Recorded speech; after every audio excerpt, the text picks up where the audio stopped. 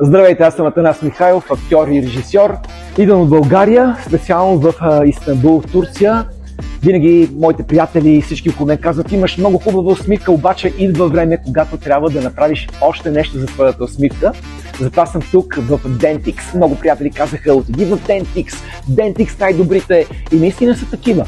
Тук виждам много готини хора, които са усмихнати, които се забавляват и които работят с много удоволствие, и аз също им се доверих.